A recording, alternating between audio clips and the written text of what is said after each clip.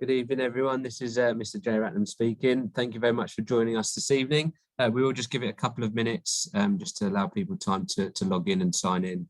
So we'll start in the next few minutes. Thanks very much.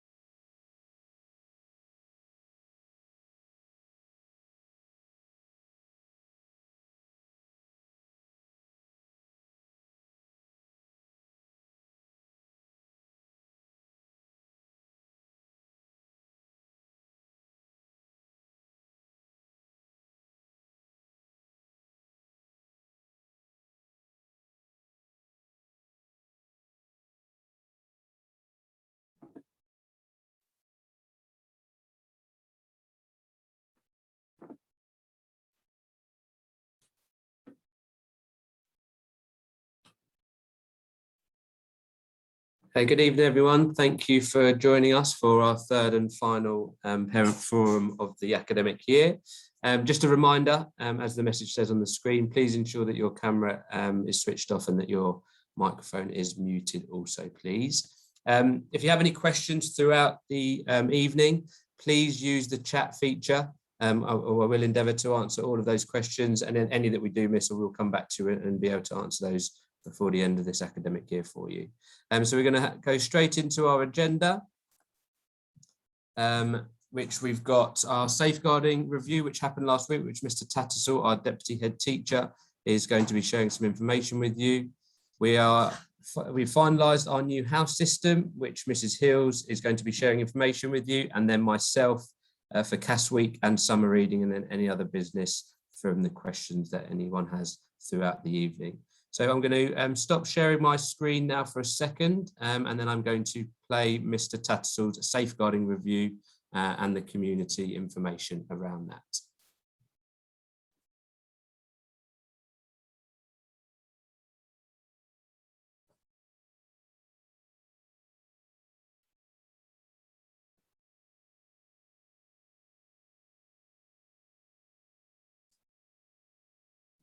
Okay, so you should see safeguarding update now on the screen, and I'm going to play Mr. Tattersall's pre-recorded video. Over to him.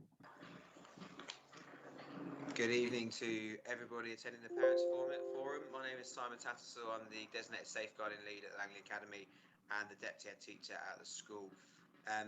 Following this presentation, if you have any follow-up questions, please do feel free to contact me via my email, which you can see at the top of the screen there, simon.tattersall@langleyacademy.org. I'm going to aim to provide an update of safeguarding both in school and outside of school during this presentation, and I'll just start with what we as an Arbib Education Trust set out as our vision for safeguarding, and that's that we've got a strong culture of safeguarding where it's in our DNAs, where we always, without hesitation, act in the best interest of the children and students in our care. And this is underpinned by high quality practice and policy. And that is what we are always striving towards. And we believe that we have a very good culture of safeguarding at the Langley Academy. Most recently, we had an external review. So all 3 schools in the Arbib Trust had an external safeguarding review last week led by Catherine Irving. Catherine's got over 20 years of experience of working with schools, both as a safeguarding lead and also then as a social worker. She conducted a thorough review of all aspects of safeguarding, and I'm really, really proud actually that the overriding outcome for the Langley Academy is that safeguarding is proactive, it goes above and beyond, and is not simply a tick box exercise. We're really, really pleased that the review reflected what we believe is happening at the school, and that all staff, regardless of whether they're on the safeguarding team or not, really do see safeguarding at the heart of everything that they do within their professional responsibilities. As I'm sure you were aware, there was a critical incident that took place at Trelawney Avenue Shops that unfortunately led to the loss of life of an 18-year-old. Since that incident took place, schools across Slough have been working with external partners in response to this. Some of the support that's taken place at the Langley Academy has included input from the Contextual Safeguarding Team, which is a specialist team set up around youth exploitation and violence, and they've worked directly with the safeguarding team, the wider staff, and also students across year 10, 11 and the 6th form. The Thames Valley Police Intelligence Team have also worked with the schools across Slough, including ourselves, and they are this evening have just delivered a CPD session to our entire staff team around the signs of exploitation and things that we should look out for as a school in our day-to-day running and interactions with the young people. Counselling support has been available to students at the school through our school counsellor and also through our Place to Be and Place to Talk networks, and we've actually extended that support a number of days available through Place to Be for the students moving forward, as we believe that regardless of safeguarding, mental health is such a huge issue at the moment nationally, and we want to make sure we have the best possible support for our students here. The Safer Schools Police Partnership work is a team of officers that work across schools, sharing intelligence between schools, there to help and advise and support both students and parents and the school in relation to any community-related safeguarding issues that there may be. In addition to this, the Contextual Safeguarding Team across Slough have designed a series of programmes which are going to be AQA accredited to support students who could be at the risk of exploitation, could be on the fringes of it, and we will have access to these programmes from September, and as a school, we are just working out the best way to use those programs within school. They're a series of short sessions, which are small group for the students. We will also be engaging with external speakers to come in and work with students, as we believe that if we can increase student knowledge, then that will also help in preventing future incidents like this taking place and any other things that put our students at risk. And if we can increase their knowledge, we believe that's the best way to avoid incidents taking place. So I've mentioned contextual safeguarding team and contextual safeguarding a few times. I just thought I'd take this opportunity to run through what contextual safeguarding is. And contextual safeguarding is an approach to understanding and responding to young people's experience of significant harm beyond their families. There used to be a very long-standing view that students would only be at risk at home, and we know that's not the truth. And this contextual safeguarding is any risk factors they might face outside of the home. That could arise at school or other educational establishments. It could arise on the high streets, on public transport, community spaces, within peer groups, and also online. And what do we know about young people is that they're facing increasing challenge across the country at the moment, and there is a challenge to risk of their safety and well-being from factors outside of the home. Their threats can take a variety of different forms, and children can be vulnerable to multiple threats. These can include, and this isn't an exclusive list, but it can include exploitation by organised crime groups such as County Lines, can include trafficking, online abuse, teenage relationship abuse, sexual exploitation, and influences of extremism leading to radicalisation. All of these aspects are viewed as taking place outside of the home. However, I do think we need to be aware, particularly with our online abuse, that obviously students, the amount of time they spend on mobile phones, mobile devices, they are at particular risk of online abuse and online exploitation. So in terms of local risks, and it's important that we're all aware of those local risks, according to crime statistics, some of the major risks that come through based on offences, both reported offences and offences that have been led to prosecution, are violence and sexual offences, vehicle crime, burglary, and criminal damage and arson. Now, interestingly, when you put those together, they are all possible indicators of CCE, which is child criminal exploitation. That also includes gangs and county lines, and CSE, which is child sexual exploitation. We do believe that one of the major risks young people face in the community at the moment is exploitation. Exploitation that can lead to engagement in gangs, exploitation that can take place online as well. And we would ask you to be particularly vigilant for those signs of exploitation in your children. So how can you support with that? Exploitation can often start online. You can support by checking your child's phone. That includes their social media apps such as TikTok and Snapchat. It's really good to know your child's peer group and where they go and when they're not at the home. If in doubt, then report anything. If you've got anything that sits not quite right with you, please do report it either via the school or via 101. As a team, we're working improving the safeguarding section of the website, and that's being developed at the moment to contain a range of information to support parents and students. We really want our safeguarding page on the website to be interactive, to be a first port of call if you have any concerns. We're working with a number of different partners to provide information for that website. You'll obviously already see the Snapchat guide up there. We have recently received one on TikTok, which is about to be uploaded, and a number of videos to support yourselves with safeguarding your children when they're not at school. I would urge you over the next few weeks to take a look at the safeguarding section of the website as that develops, to be that information point for yourself, which will also include key contacts of people outside of the school as well. So linked into that is our external support, and on the screen there is a range of external support agencies, both for yourselves as parents and also young people as well. So Gangs Line is open to parents and carers. The Mix, which is a website specifically aimed at people under the age of 25, and that is about those people that feel that they need to carry weapons or they want to carry weapons, and it helps them make decisions around that.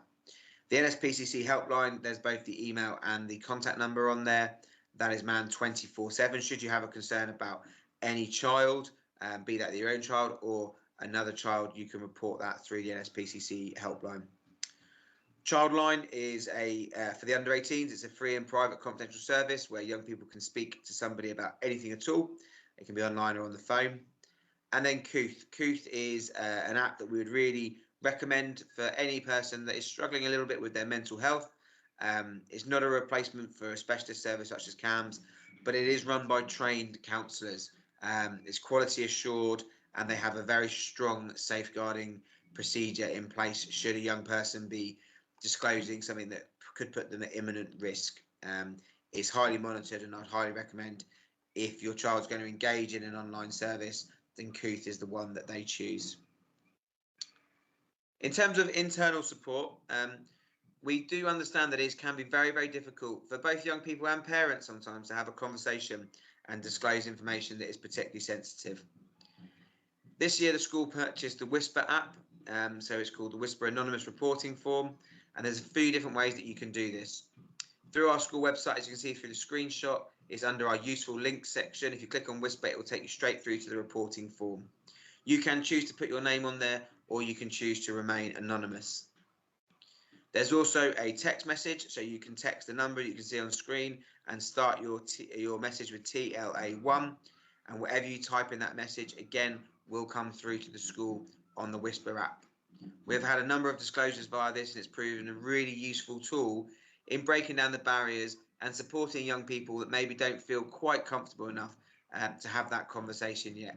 It isn't a replacement for a face-to-face conversation. Ideally, we would like all parents or students to be able to contact us directly, speak to us face-to-face, but sometimes, as I said, students do find it, and parents find it easier to remain anonymous with what they're reporting. Please do take a look at that reporting tool. Do utilise it. You can report anything on there, from bullying to concerns to friendship issues to serious exploitation to information about another student that you feel we need to know as a school.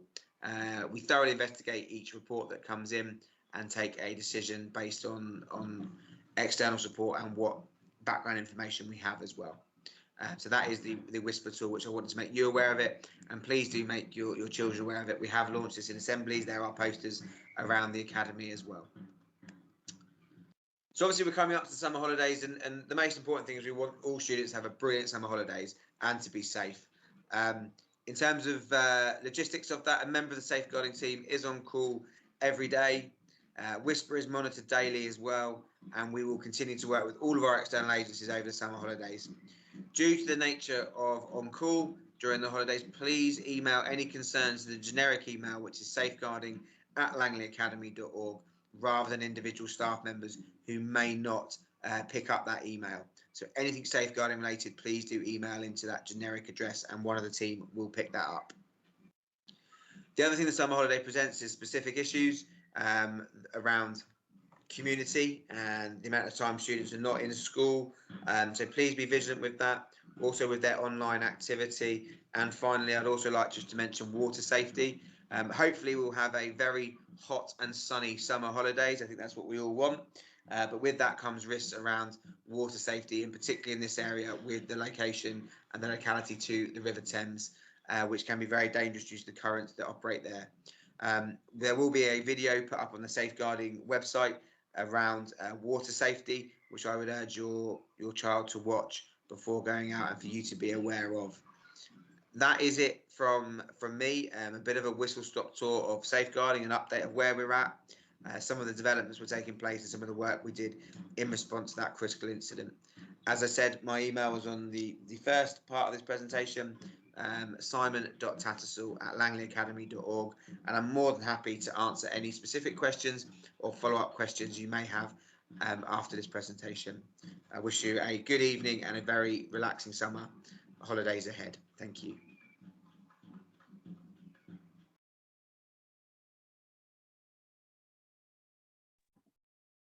Okay, big thank you to Mr. Tattersall. I'm just going to share my screen again with the original PowerPoint. Bear with me.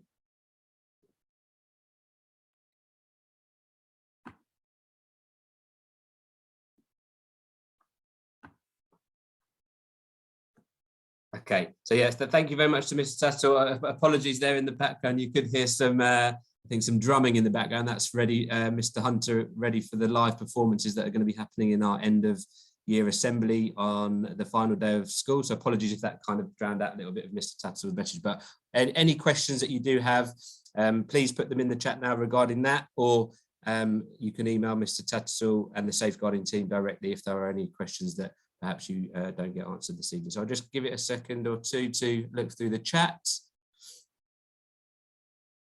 A couple of questions regarding students and who they can go and speak to. So we obviously have our student support managers and our pastoral team that work very, very closely on a day-to-day basis with our students, and they are that first port of call for students when any incidents happen, so any bullying, for example, and students can and do use that, and it's open to them every single day. They know they can use that. However, there is one of the questions about if they don't feel comfortable to do that. That's part of the reason why we've invested in that Whisper app that Mr. Tattersall talked about, which is on our website, because we do understand that students have that stigma sometimes with maybe not wanting to be the person who goes and speaks to the teacher, and seen as the snitch is the word that the students tend to use. So we have invested in that Whisper tool to try and support those students who potentially feel like they don't want to be seen as the person going and telling the teacher. But we are trying through our curriculum, through PSHE, to ensure that students have an understanding that they have a duty of care to themselves as well as each other,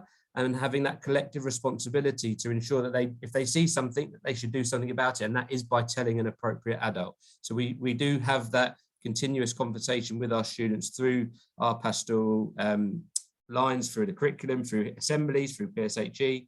So we're hoping that students do understand where they need to go and how they can express any concerns that they may have on a day-to-day basis. Some other questions. Let's have a look. Okay, so there's a couple of questions regarding COVID.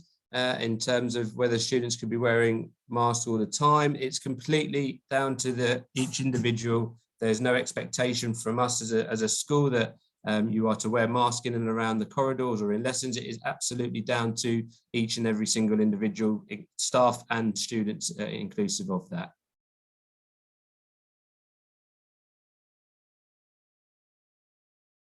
Okay, I think that's about it for the questions around safeguarding. Again, if you do have any others, please feel free to put them in the chat, and I'll get back to any questions that we haven't been able to answer just then. So over to the next agenda item, and now this is over to Mrs. Hills, who's going to explain our new house system that we are launching now, and obviously starting in September with our new Year 7 students. So over to Mrs. Hills.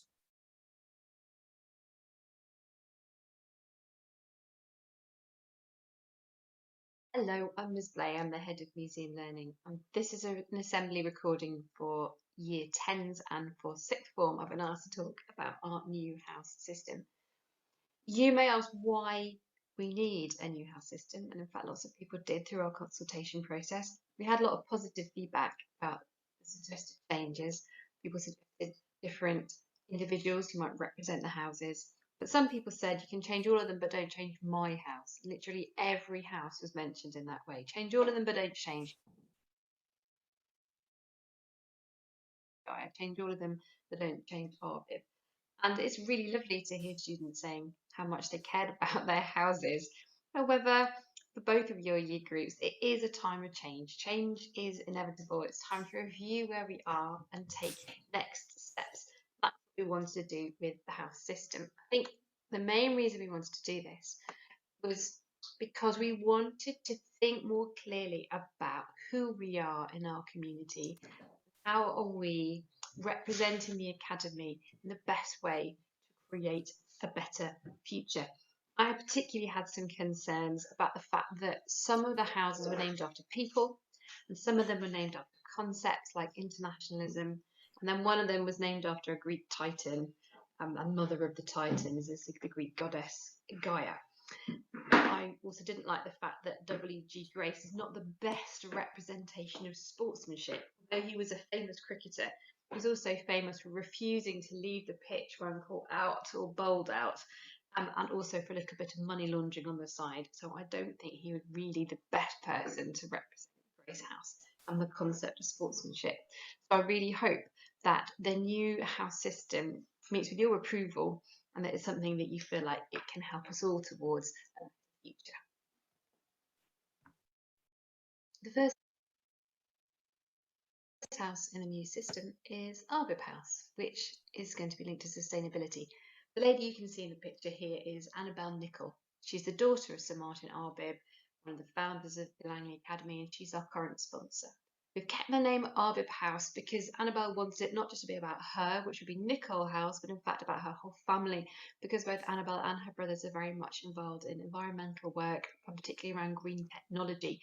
It's because of Annabel that we have a lot of the sustainable tech in the Academy. We have a ground source heat pump, we have solar panels, we use reed beds for water recycling.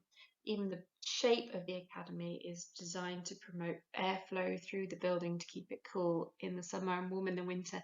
And we've got lots of light wells, so you have lots of natural light around the building. Annabel's family are keen on reducing our negative impact on the environment and increasing our positive impact, and looking at technology as a way to explore a better version of the future for all of us. That's why our first house is going to be Arbib House. Our second house here is Herschel House, named after Caroline Herschel. Caroline's a very interesting figure. She was born in Germany and she grew up there in the early 1800s. At a young age, she contracted smallpox and typhus. Now, we don't know today the exact implications on her physically, but it was possibly some sort of spinal defect. It certainly scarred her and left her with physical deformities. Her family then decided that because she looked so terrible, she was never going to get married, and they resigned her to a life of really domestic hardship. And they didn't feed her like they fed the rest of their family, so she became very malnourished. Now, luckily for Caroline, her brother William was a soldier, but he'd lost some battles, had been involved in conflict, and it hadn't turned out very well. So he fled to England, taking Caroline with him. In England, he became an astronomer. Caroline was actually very good at mathematics, and she supported him and became an astronomer in her own right and making her own discoveries. She discovered 8 comets and catalogued, I think, over 500 stars. I think it's 560 stars. She became the first woman to be paid for doing science. What I find interesting about Caroline is that at this time, science wasn't just something you didn't just look through a telescope to see the stars.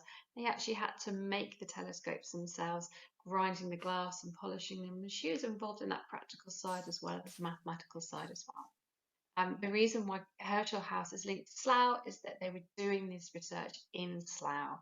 They had their observatory on the Bath Road when she made those discoveries. And that's why we decided to have Herschel House, named after Caroline Herschel, first woman being paid for doing science.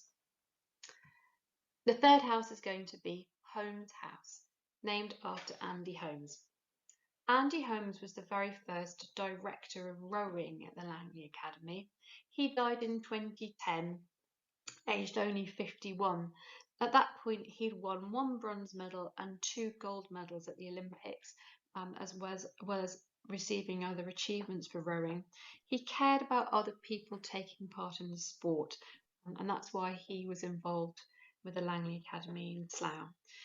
He's linked to sportsmanship, and we're using that word to mean a sense of fairness, about competition that brings people together, and about a love of sport to last a lifetime.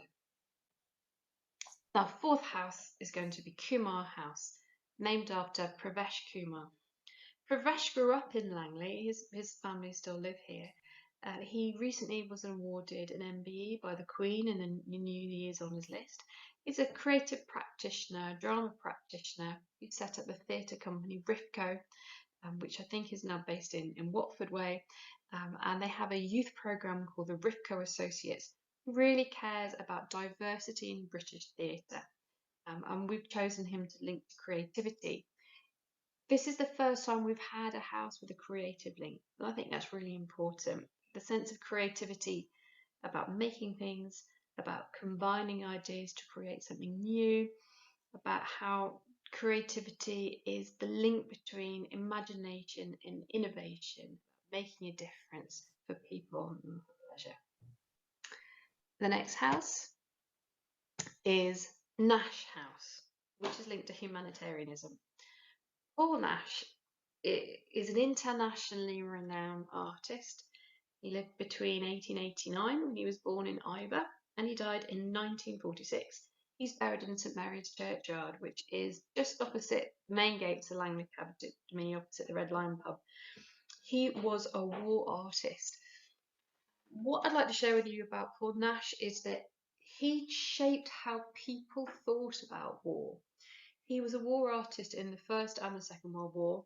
He joined up and actually served as a soldier in the First World War at first, when at a time when people joined up in friendship groups or in community groups. So he joined up with a group of friends who were other artists, writers, and he lost most of them during the conflict. And it shaped how he reported on the war through his artwork. Before Nash, most war art showed glory. It showed great successes. It showed heroic battles and men on horses. But what Nash depicted was how the modern warfare devastated the environment. He painted the wounded trees. He painted the landscape turned upside down. He painted the jagged edges. And before Nash, nobody had really showed that. He wasn't able to show the bodies and the gore, but he showed how mankind impacted the natural world as a way of talking about what we were doing to the people. And that's why Nash is linked to humanitarianism, which is the sense of value for human life and promoting human welfare. And that's what he did through his artwork. The next and last house on the list is Lydia Simmons. Lydia was born in Montserrat and she moved to London with the Windrush generation before then moving to Slough. She became involved in local politics, and between 1979 and 2007 she was the longest serving councillor. She became also Mayor of Slough and was the first black person to be a mayor in England. Lydia really cared about housing in Slough, making a better world for the people who moved here and lived here. That's why we've linked her to internationalism. At that time and still today, Slough receives a lot of people who newly arrived in this country, and Lydia wanted to make sure that they had the best start in their life in the UK through the best housing, and the best housing was available for everybody who lives in Slough. So choosing her to link to nationalism, that sense of cooperation between nations and respecting people from different countries, and also the sense how one individual may have many identities and reflect many different cultures. Of our 6 houses, 3 people who represent them are still alive today, and as you can see here, they were very pleased to be selected to be house representatives. So I have to say Annabel Nicol was slightly embarrassed to be chosen, but Pravesh Kumar and Lydia Simmons were very keen to be chosen and really proud to be so, and we hope they will join us on site, although perhaps Lydia's family might come rather than Lydia herself. But Pravesh Kumar are certainly very keen to come on site, and Andy Holmes' brothers are still alive, and they're also proud that we have chosen Andy as one of our houses. So consultation with staff and students determine the names of the new houses and values and which name should go with each value. Once they were revealed in term 4, over the last 2 terms, we have had a series of competitions and student votes to help us determine which new house replaces which old house, the house value statements, the colours of each house and the imagery of each house. This information has been used to brief a designer who is producing the banners and signage for the atrium, which will be put into place ready for September. As you can see, the houses will be combined into super house pairs, and we will have 3 heads of our super houses. Exactly which houses will be paired will depend on the strength of those who get the roles. We already have 1 head, but need to recruit 2 more, and those positions are open to all staff and can be combined with other roles. In September, students will be in the new houses from the start of term 1, and we will have a special house launch assembly with performances from students towards the end of term 1.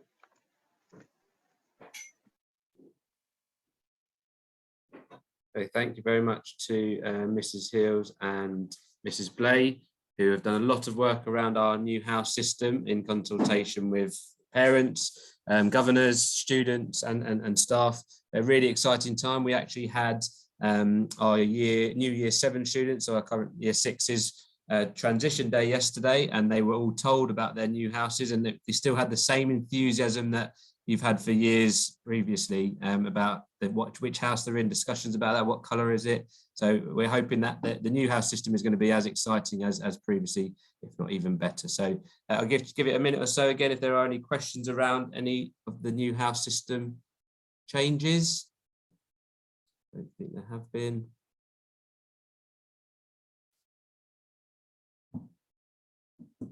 No. Okay, so over to me again. If there are any questions, please do put them in the chat. So CAS Week this year, I oversee CAS Week, and we've made a couple of changes to our CAS Week, and the main changes for that is that we're going back to Sports Day on the Monday, 18th of July, at Thames Valley Athletic Centre. We have had it on site for the last 2 years, obviously due to COVID. But we have got that facility now available. So we thought the kids absolutely love it, as well as the staff. So we wanted to make that change to the PE department and spent a lot of time planning that day.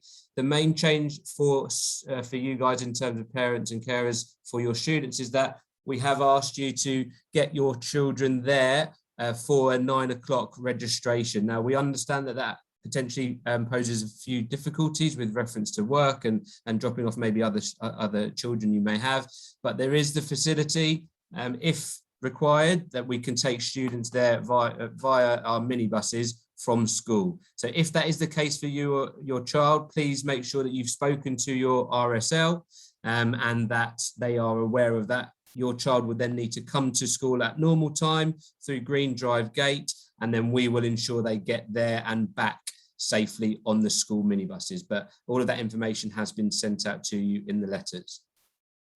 Other information for the week in terms of how the week is going to look for each year group. Year 7, on the Tuesday, they are going to be taking part in the 360 Vision, which is an external company who we use for our enrichment activities. They've delivered martial arts this year throughout the year. They are doing a carousel of activities with things like martial arts within that. They're doing a session on health and nutrition. They're also doing a session on social media and its impact on young people, as well as a nutrition session where they are going to be making some food, which I believe they are potentially going to be taking some home. So keep your eye on that on that day for year 7 and 8 on the Wednesday. Part of that also, they are going to have a talk from the community support officer from the police, as well as the fire brigade. So those 2 sessions, the year 7 and 8, are going to be experiencing the same day, just on the Tuesday and Wednesday, because the other day they are going to be doing the walk. So really excited about that. We've then also got for our year 9s on the Tuesday, what we wanted to create as part of our enrichment program for our students is something unique to us as a school, that every single child who comes to the Langley Academy receives this, and we really wanted to do something around saving lives and first aid, knowing that the students would be able to use this, or hopefully not, but be able to be equipped to use this if any eventuality arose in their daily lives. So what the students in year 9 are going to be receiving is a first aid training workshop, which is again externally sourced. It's going to be a 2-hour workshop where they will be doing live work on mannequins. They'll be looking at defibrillators, how to give resuscitation, as well as looking at the effects of alcohol, drugs on and a healthy active lifestyle, as well as how the heart, lungs function together. All of that is going to be provided by external agency, as well as then our science PE, and Miss McDonnell, who oversees PSHE, is going to be delivering some sessions in a carousel of activities again. And then the final one is then the trip for year 10. Year 10 students were given options of different trips that they would like to attend, and one of them being Brighton, one of them being museums in London, and obviously Thorpe Park. the overarching result and votes was 95% of students voted to go to Thorpe Park. So this year, the students are going to be going to Thorpe Park. Long term next year, this is going to be how our CAS week is going to be every single year. So year 9s are always going to do our Saving Lives Theme Day, but the trips next year, obviously, with reference to COVID, hopefully allowing us to have a few more trips available next year, we are hoping that we are going to widen those trips offer next year. So for example, those museums, etc., trips to Brighton and other areas we are looking to explore for next year. So as well as that, so those are the main days, but then the other day when they're not doing either the house competition or the trip or the first aid training, they will be doing the sponsored 10K charity walk, and all of that money will be going towards Great Ormond Street Hospital, which we've had a great relationship with over the last few years, and all of the money raised during our CAS week will be going to them. And then finally, the last day of school is going to be on Thursday, the 21st of July. That is a non-uniform day for all students and staff. And there'll be an end of year whole school assembly that Mrs. Lisuadi will be leading, where we'll go through all of the house competition results. There will be some live performances, as you heard the practices earlier taking place, as well as the year 10s who've been involved in our Speak Up Challenge. There will be the live performance from the winner of the Speak Up Challenge this year. Just a couple of things about dress codes and timings. The students are required to be, apart from Sports Day where they have to go directly to Thames Valley and arrive there at 9 o'clock, every single day starts at normal time. So students are expected to be in school in appropriate clothing, which will be PE kits during the week at 8:18 via Green Drive Gate, as they would do on any normal day. Again, if you have any questions, please do check the letter that was sent out regarding CAS Week and raise any questions of the RSL for your child. And well, I'll give you a few minutes then to for any questions around CAS Week. Just need to check the chat. Bear with me. Apologies.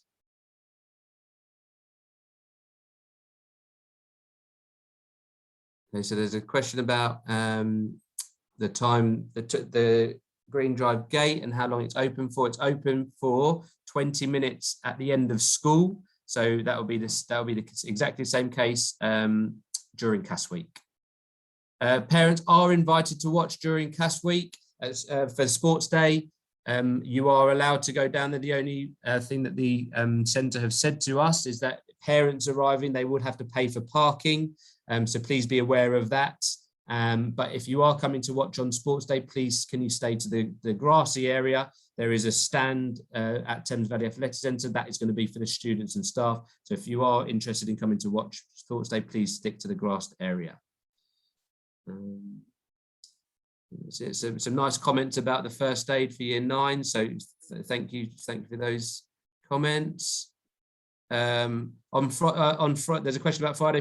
Thursday is the last day of school. So Friday, students are not in school on the 22nd. 21st of July is the last day of school.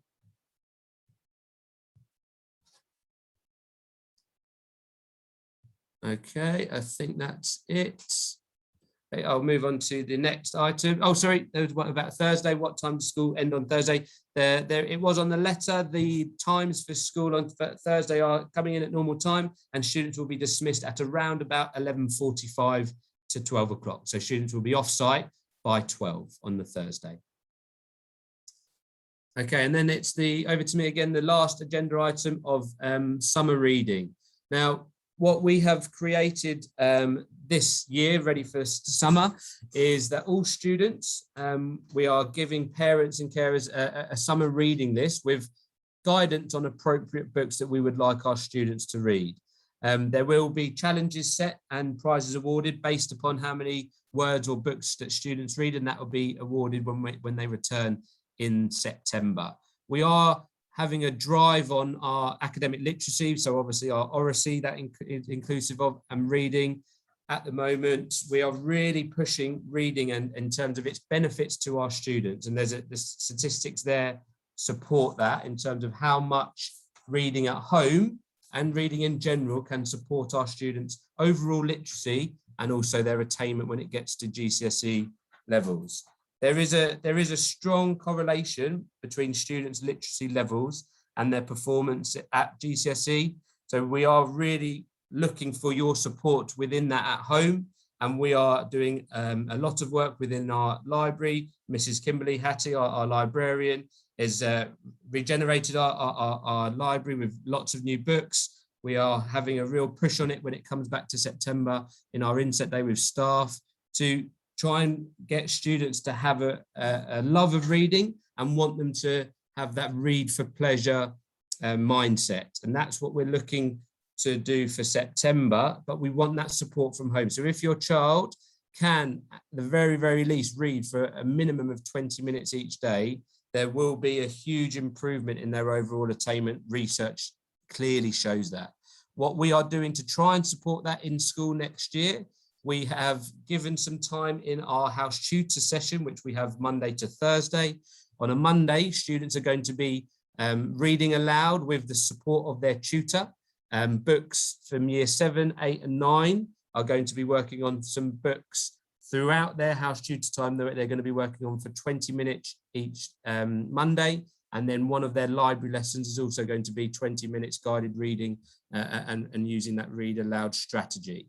The reason why we're bringing this into play is that, as I said, research shows that if we are supporting our students with that, then their outcomes for them as a young person, they're going to be able to access the curriculum and get better grades when we're looking at our GCSE and A-level scores. So our target really is, if we start this with our year 7 students in September, they will be able to read an extra 20 books in their time here at TLA, and that's our minimum goal, and we're still working towards that and improving that in the future. But reading is something that we really want support from you guys at home, and that would be greatly appreciated. So over to any questions that are in the chat for any other business. If there are any questions that you'd like to raise now regarding anything at all that we perhaps haven't covered or you'd like to raise now, please use the chat facility. I'll give it for the next 5 or so minutes, and then we will conclude the meeting this evening. So please do put any messages in the chat that you'd like us to answer.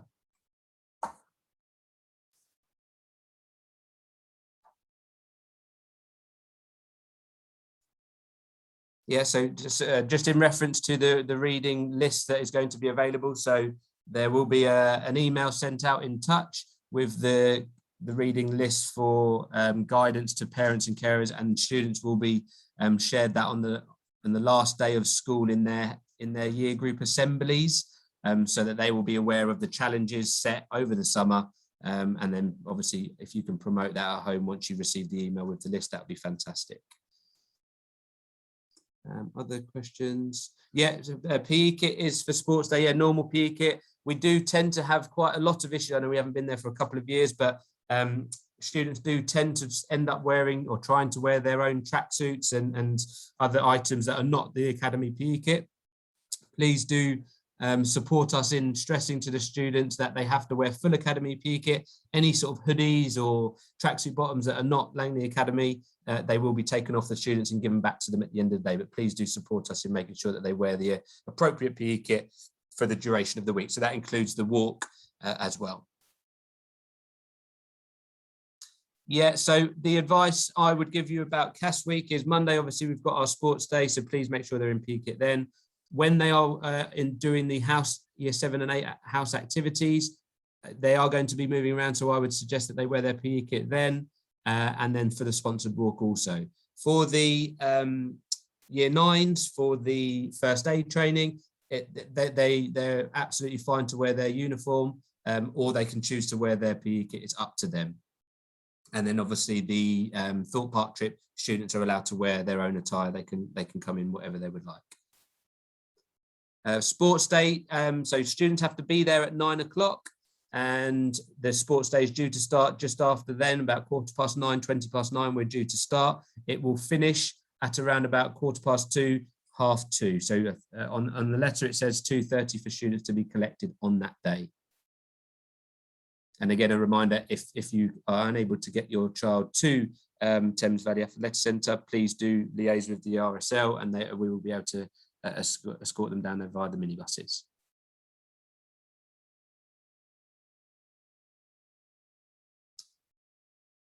Okay, the activities that they're doing on the house competition. So as I shared earlier, they're going to have a nutrition session, a session on social media and its impact on young people. They're going to have a martial arts session. They're going to have a team building session. There's also an obstacle course that they're doing. So there's a carousel of activities run by the external company that I mentioned earlier, who oversee our enrichment activity of martial arts. If students are on site with reference to lunch, so Monday, any students who are free school meals, their lunch will be provided for them, but please do provide a packed lunch and make sure your child has plenty of water going to sports day. On the other days, if your child is on site, break and lunchtime will be provided for them as normal. But if they bring a packed lunch, they can do so, but lunch and break will always be available on site throughout the week, except for Monday. And if your child is going to Thorpe Park, they would be expected to take a packed lunch or take some money so that they could buy some food there. Okay, guys, I think I've gone through all of the questions. So just a final thank you from me for taking the time out of your evening to attend the final parent forum of this academic year. If you do have any other questions, please do let me know. My email address is on the website at nathan.jratnam@langleyacademy.org. Thank you very much, everybody. I hope your children have a fantastic finish to the year and enjoy the rest of the time, and have a fantastic and safe summer to you and your children. Thank you very much, everyone. Take care. Bye-bye.